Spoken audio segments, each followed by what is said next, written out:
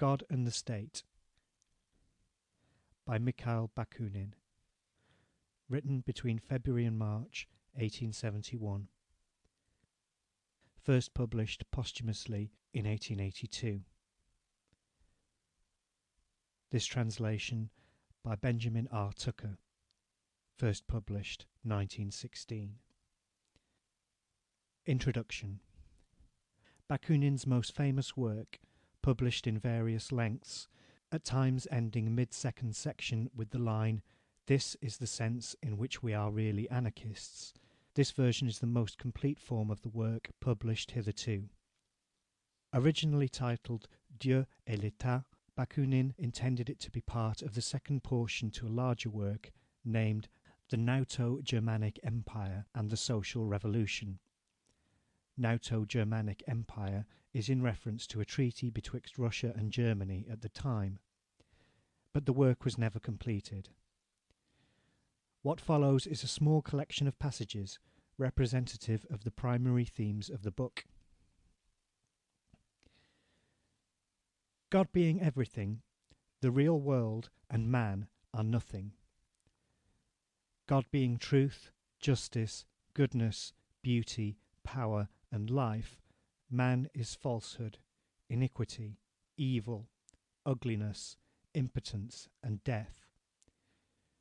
God being master, man is the slave, while Satan is the eternal rebel, the first free thinker, and the emancipator of worlds. The liberty of man consists solely in this, that he obeys natural laws because he has himself recognized them as such. Science is the compass of life, but it is not life itself. What I preach, then, is to a certain extent the revolt of life against science, or rather against the government of science.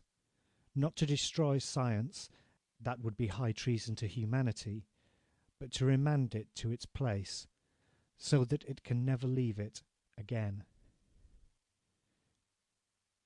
End of introduction.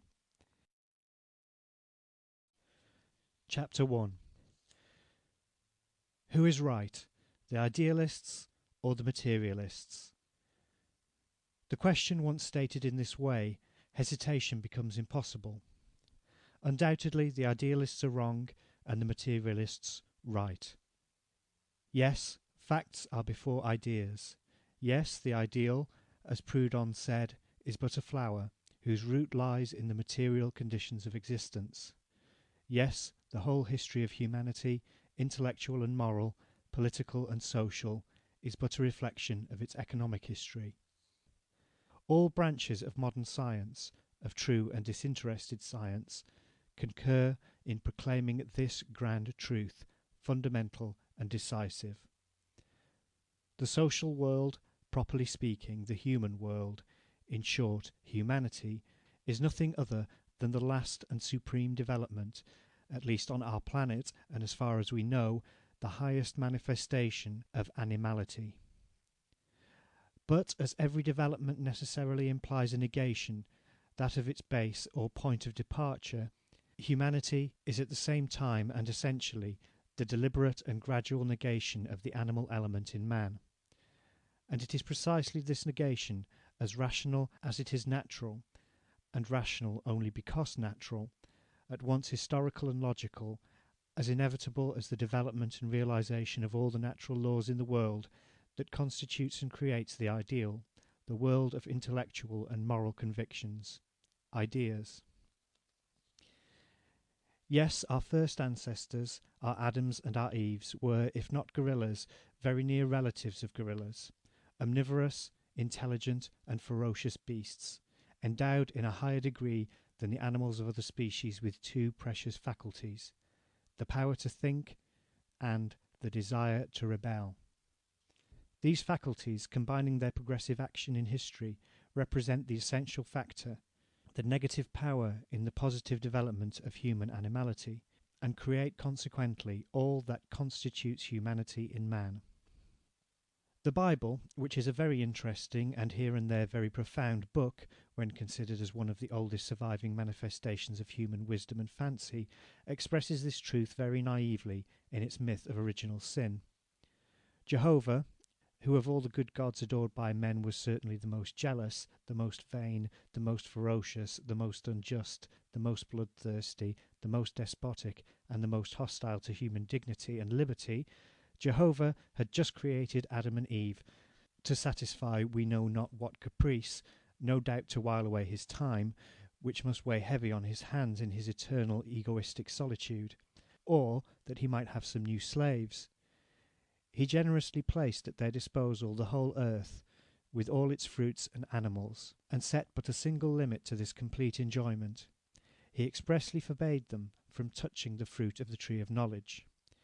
He wished, therefore, that man, destitute of all understanding of himself, should remain an eternal beast, ever on all fours before the eternal God, his creator and his master.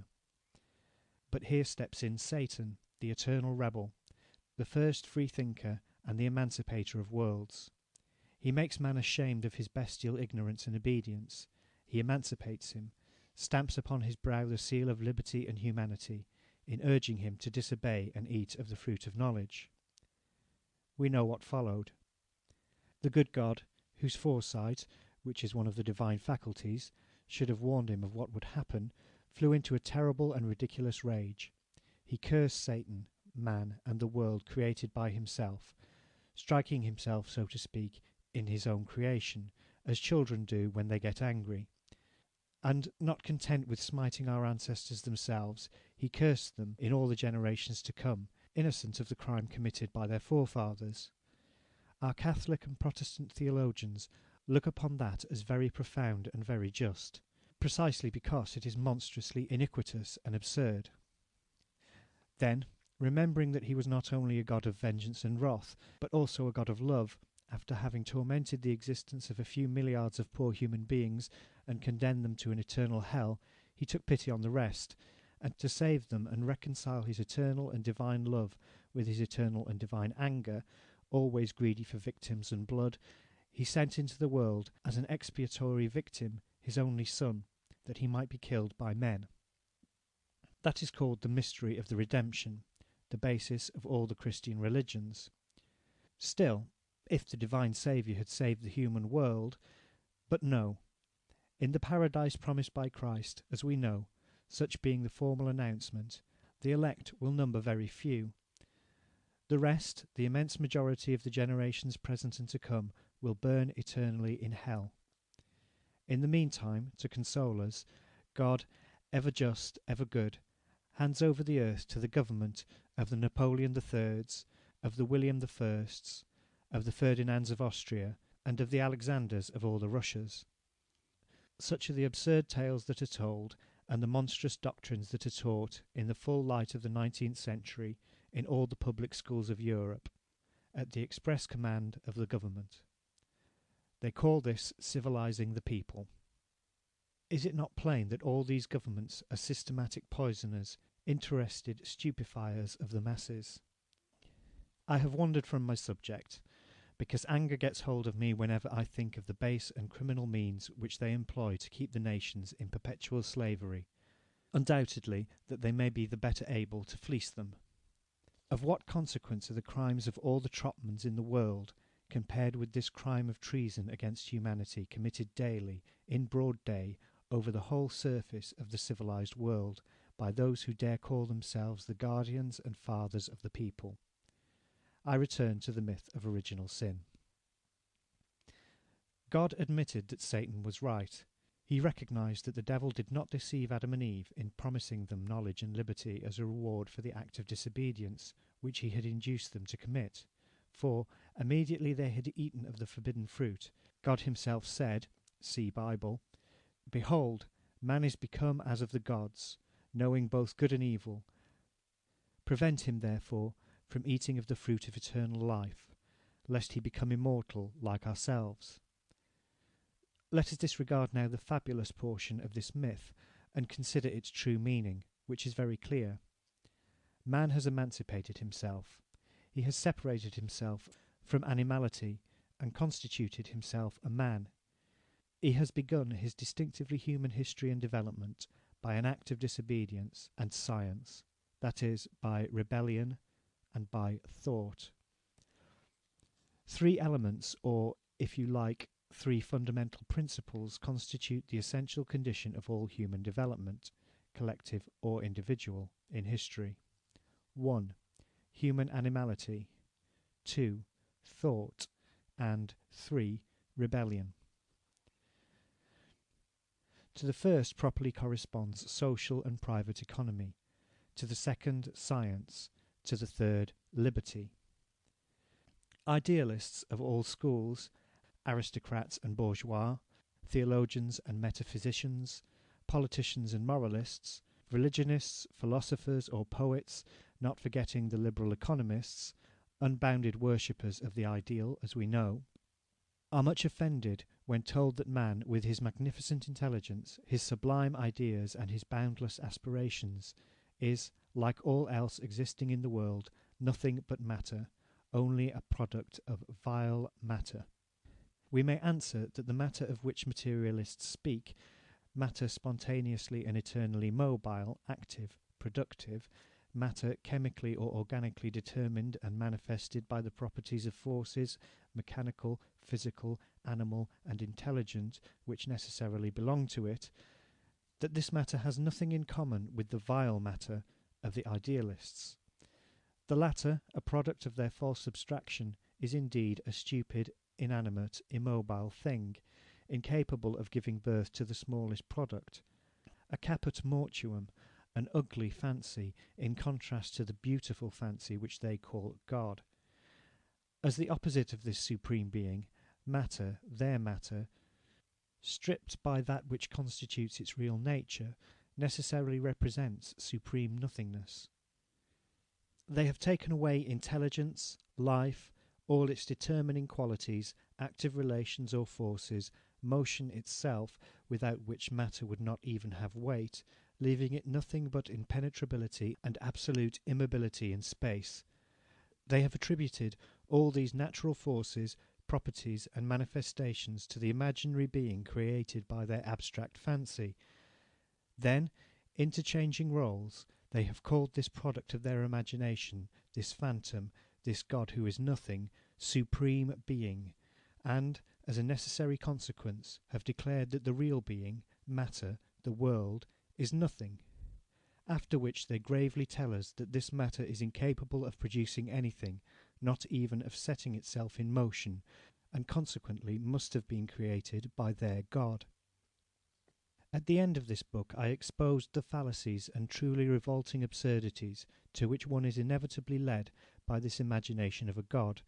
Let him be considered as a personal being, the creator and organizer of worlds, or even as impersonal, a kind of divine soul spread over the whole universe and constituting thus its eternal principle. Or let him be an idea, infinite and divine, always present and active in the world, and always manifested by the totality of material and definite beings. Here I shall deal with one point only. The gradual development of the material world, as well as of organic animal life, and of the historically progressive intelligence of man, individually or socially, is perfectly conceivable. It is a wholly natural movement from the simple to the complex, from the lower to the higher, from the inferior to the superior, a movement in conformity with all our daily experiences, and consequently in conformity also with our natural logic, with the distinctive laws of our mind, which, being formed and developed only by the aid of these same experiences, is, so to speak, but the mental, cerebral reproduction or reflected summary thereof. The system of the idealists is quite the contrary of this. It is the reversal of all human experiences, and of that universal and common good sense which is the essential condition of all human understanding, and which, in rising from the simple and unanimously recognized truth that twice two are four, to the sublimest and most complex scientific considerations, admitting, moreover, nothing that has not stood the severest tests of experience or observation of things and facts, becomes the only serious basis of human knowledge. Very far from pursuing the natural order from the lower to the higher, from the inferior to the superior, and from the relatively simple to the more complex, instead of wisely and rationally accompanying the progressive and real movement from the world called inorganic to the world organic, vegetable, animal, and then distinctively human, from chemical matter or chemical being to living matter or living being, and from living being to thinking being, the idealists, obsessed, blinded, and pushed on by the divine phantom which they have inherited from theology, take precisely the opposite course. They go from the higher to the lower, from the superior to the inferior, from the complex to the simple. They begin with God, either as a person or as a divine substance or idea. And the first step that they take is a terrible fall from the sublime heights of the eternal ideal into the mire of the material world, from absolute perfection into absolute imperfection, from thought to being, or rather, from supreme being to nothing. When, how, and why the divine being, eternal, infinite, absolutely perfect, probably weary of himself, decided upon this desperate salto mortale, is something which no idealist, no theologian, no metaphysician, no poet has ever been able to understand himself or explain to the profane. All religions, past and present, and all the systems of transcendental philosophy hinge on this unique, iniquitous mystery. Footnote. I call it iniquitous because, as I believe I have proved in the appendix alluded to, this mystery has been and still continues to be the consecration of all the horrors which have been and are being committed in the world. I call it unique because all other theological and metaphysical absurdities which debase the human mind are but its necessary consequences. End footnote. Holy men, inspired lawgivers, prophets, messiahs, have searched it for life and found only torment and death. Like the ancient Sphinx, it has devoured them, because they could not explain it. Great philosophers, from Heraclitus and Plato down to Descartes, Spinoza, Leibniz, Kant, Fichte, Schelling and Hegel, not to mention the Indian philosophers, have written heaps of volumes and built systems as ingenious as sublime, in which they have said by the way many beautiful and grand things and discovered immortal truths, but they have left this mystery, the principal object of their transcendental investigations, as unfathomable as before. The gigantic efforts of the most wonderful geniuses that the world has known, and who, one after another for at least 30 centuries, have undertaken anew this labour of Sisyphus, have resulted only in rendering this mystery still more incomprehensible. Is it to be hoped that it will be unveiled to us by the routine speculations of some pedantic disciple of an artificially warmed-over metaphysics at a time when all living and serious spirits have abandoned that ambiguous science born of a compromise, historically explicable, no doubt, between the unreason of faith and sound scientific reason? It is evident that this terrible mystery is inexplicable, that is, absurd, because only the absurd admits of no explanation. It is evident that whoever finds it essential to his happiness and life must renounce his reason and return, if he can, to naive, blind, stupid faith, to repeat with Tertullianus and all sincere believers these words, which sum up the very quintessence of theology.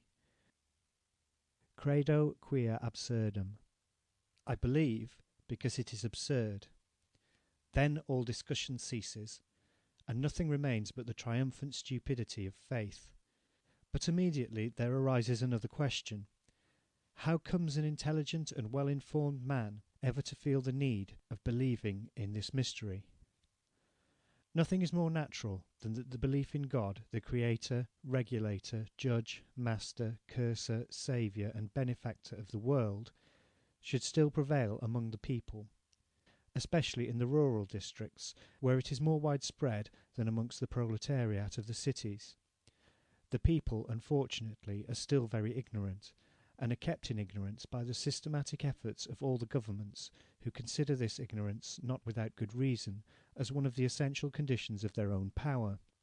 Weighted down by their daily labour, deprived of leisure, of intellectual intercourse, of reading, in short, of all the means and a good portion of the stimulants that develop thought in men, the people generally accept religious traditions without criticism, and in a lump. These traditions surround them from infancy in all the situations of life, and artificially sustained in their minds by a multitude of official poisoners of all sorts, priests and laymen, are transformed therein into a sort of mental and moral babbitt, too often more powerful even than their natural good sense. There is another reason which explains and in some sort justifies the absurd beliefs of the people, namely the wretched situation in which they find themselves fatally condemned by the economic organisation of society in the most civilised countries of Europe. Reduced intellectually and morally as well as materially to the minimum of human existence, confined in their life like a prisoner in his prison, without horizon, without outlet, without even a future if we believe the economists, the people would have the singularly narrow souls and blunted instincts of the bourgeois if they did not feel a desire to escape. But of escape there are but three methods, two chimerical and a third real. The first two are the dram shop and the church, debauchery of the body or debauchery of the mind. The third is social revolution. Hence I conclude that this last will be much more potent than all the theological propagandism of the freethinkers to destroy to the last vestige the religious beliefs and dissolute habits of the people, beliefs and habits much more intimately connected than is generally supposed.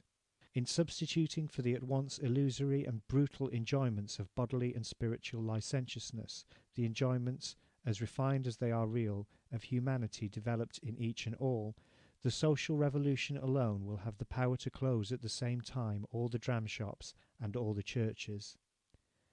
Till then the people, taken as a whole, will believe, and if they have no reason to believe, they will have at least a right. There is a class of people who, if they do not believe, must at least make a semblance of believing. This class, comprising all the tormentors, all the oppressors, and all the exploiters of humanity, priests, monarchs, statesmen, soldiers, public and private financiers, officials of all sorts, policemen, gendarmes, jailers and executioners, monopolists, capitalists, tax leeches, contractors and landlords, lawyers, economists, politicians of all shades, down to the smallest vendor of sweetmeats, all will repeat in unison those words of Voltaire. If God did not exist, it would be necessary to invent him. For, you understand, the people must have a religion. That is the safety valve. There exists, finally, a somewhat numerous class of honest but timid souls who, too intelligent to take the Christian dogmas seriously, reject them in detail, but have neither the courage nor the strength nor the necessary resolution to summarily renounce them altogether. They abandon to your criticism all the special absurdities of religion. They turn up their noses at all the miracles, but they cling desperately to the principal absurdity, the source of all the others, to the miracle that explains and justifies all the other miracles, the existence of God. Their God is not the vigorous and powerful being, the brutally positive God of theology. It is a nebulous, diaphanous, illusory being that vanishes into nothing at the first attempt to grasp it. It is a mirage, an ignis fatuus, that neither warms nor illuminates, and yet they hold fast to it, and believe that, were it to disappear, all would disappear with it. They are uncertain, sickly souls, who have lost their reckoning in the present civilization, belonging to neither the present nor the future, pale phantoms eternally suspended between heaven and earth, and occupying exactly the same position between the politics of the bourgeois and the socialism of the proletariat. They have neither the power nor the wish nor the determination to follow out their thought, and they waste their time and pains in constantly endeavouring to reconcile the irreconcilable. In public life, these are known as bourgeois socialists. With them or against them, discussion is out of the question. They are too puny. But there are a few illustrious men of whom no one will dare to speak without respect, and whose vigorous health, strength of mind, and good intention no one will dream of calling in question. I need only cite the names of Mazzini, Michelet, Quinet, John Stuart Mill. Footnote: Mr. Stuart Mill is perhaps the only one whose serious idealism may be fairly doubted. and that for two reasons.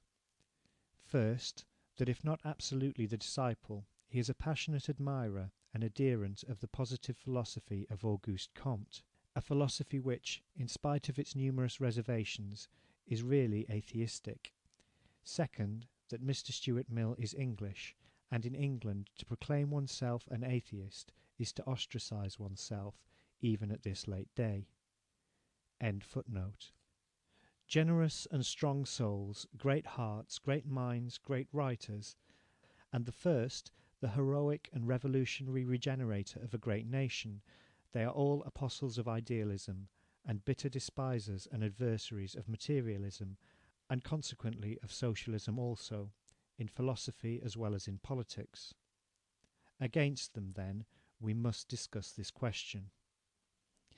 First, let it be remarked that not one of the illustrious men I have just named, nor any other idealistic thinker of any consequence in our day, has given any attention to the logical side of this question, properly speaking. Not one has tried to settle philosophically the possibility of the divine salto mortale, from the pure and eternal regions of the spirit into the mire of the material world. Have they feared to approach this irreconcilable contradiction, and despaired of solving it after the failures of the greatest geniuses of history? Or have they looked upon it as already sufficiently well settled? That is their secret. The fact is that they have neglected the theoretical demonstration of the existence of a God, and have developed only its practical motives and consequences. They have treated it as a fact universally accepted, and, as such, no longer susceptible of any doubt whatever, for sole proof thereof limiting themselves to the establishment of the antiquity and this very universality of the belief in God. This imposing unanimity, in the eyes of many illustrious men and writers, to quote only the most famous of them who eloquently expressed it, Joseph de Maistre, and the great Italian patriot Giuseppe Mazzini, is of more value than all the demonstrations of science. And if the reasoning of a small number of logical and even very powerful but isolated thinkers is against it, so much the worse, they say, for these thinkers and their logic. For their universal consent, the general and primitive adoption of an idea has always been considered the most triumphant testimony to its truth. The sentiment of the whole world, a conviction that is found and maintained always and everywhere, cannot be mistaken. It must have its root in a necessity absolutely inherent in the very nature of man. And since it has been established that all peoples, past and present, have believed and still believe in the existence of God, it is clear that those who have the misfortune to doubt it, whatever the logic that led them to this doubt, are abnormal exceptions, monsters. Thus, then, the antiquity and universality of a belief should be regarded, contrary to all science and all logic, as sufficient and unimpeachable proof of its truth. Why? Until the days of Copernicus and Galileo, everybody believed that the sun revolved about the earth. Was not everybody mistaken? What is more ancient and more universal than slavery? Cannibalism, perhaps. From the origin of historic society down to the present day, there has been always and everywhere exploitation of the compulsory labour of the masses, slaves, serfs, or wage workers by some dominant minority, oppression of the people by the church and by the state. Must it be concluded that this exploitation and this oppression are necessities absolutely inherent in the very existence of human society? These are examples which show that the argument of the champions of God proves nothing. Nothing, in fact, is as universal or as ancient as the iniquitous and absurd. Truth and justice, on the contrary, are the least universal, the youngest features in the development of human society. In this fact, too, lies the explanation of a constant historical phenomenon, namely, the persecution of which those who first proclaim the truth have been and continue to be the objects at the hands of the official, privileged, and interested representatives of universal and ancient beliefs, and often also at the hands of the same masses who, after having tortured them, always end by adopting their ideas and rendering them victorious. To us materialists and revolutionary socialists, There is nothing astonishing or terrifying in this historical phenomenon. Strong in our conscience, in our love of truth at all hazards, in that passion for logic which of itself alone constitutes a great power and outside of which there is no thought, strong in our passion for justice, and in our unshakable faith in the triumph of humanity over all theoretical and practical bestialities, strong, finally, in the mutual confidence and support given each other by the few who share our convictions, we resign ourselves to all the consequences of this historical phenomenon, in which we see the manifestation of a social law as natural, as necessary, and as invariable as all the other laws which govern the world. This law is a logical, inevitable consequences of the animal origin of human society. For in face of all the scientific, physiological, psychological, and historical proofs accumulated at the present day, as well as in the face of the exploits of the Germans conquering France, which now furnish so striking a demonstration thereof, it is no longer possible to really doubt this origin. But from the moment that this animal origin of man is accepted, all is explained. History then appears to us as the revolutionary negation, now slow, apathetic, sluggish, now passionate and powerful, of the past. It consists precisely in the progressive negation of the primitive animality of man by the development of his humanity. Man, a wild beast, cousin of the gorilla, has emerged from the profound darkness of animal instinct into the light of the mind, which explains in a wholly natural way all his past mistakes, and partially consoles us for his present errors.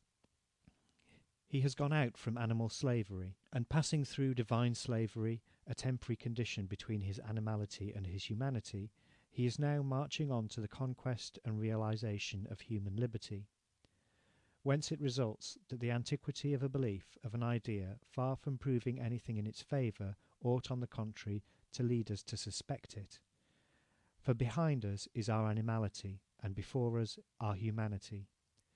Human light, the only thing that can warm and enlighten us, the only thing that can emancipate us, give us dignity, freedom and happiness, and realise fraternity among us, is never at the beginning, but, relatively to the epoch in which we live, always at the end of history.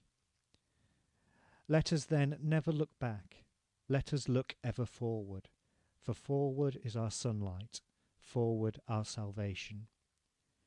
If it is justifiable, and even useful and necessary, to turn back to study our past, it is only in order to establish what we have been and what we must no longer be, what we have believed and thought and what we must no longer believe or think, what we have done and what we must do nevermore. So much for antiquity. As for the universality of an error, it proves but one thing: the similarity, if not the perfect identity, of human nature in all ages and under all skies.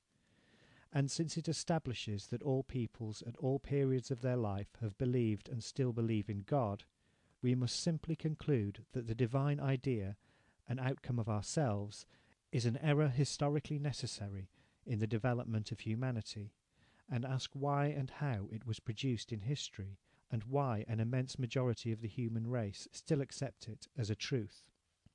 Until we shall account to ourselves for the manner in which the idea of a supernatural or divine world was developed and had to be developed in the historical evolution of the human conscience, all our scientific conviction of its absurdity will be in vain. Until then we shall never succeed in destroying it in the opinion of the majority, because we shall never be able to attack it in the very depths of the hut-man being where it had birth. Condemned to a fruitless struggle, without issue and without end, we should forever have to content ourselves with fighting it solely on the surface, in its innumerable manifestations whose absurdity will be scarcely beaten down by the blows of common sense before it will reappear in a new form no less nonsensical. While the root of all the absurdities that torment the world, belief in God, remains intact, it will never fail to bring forth new offspring.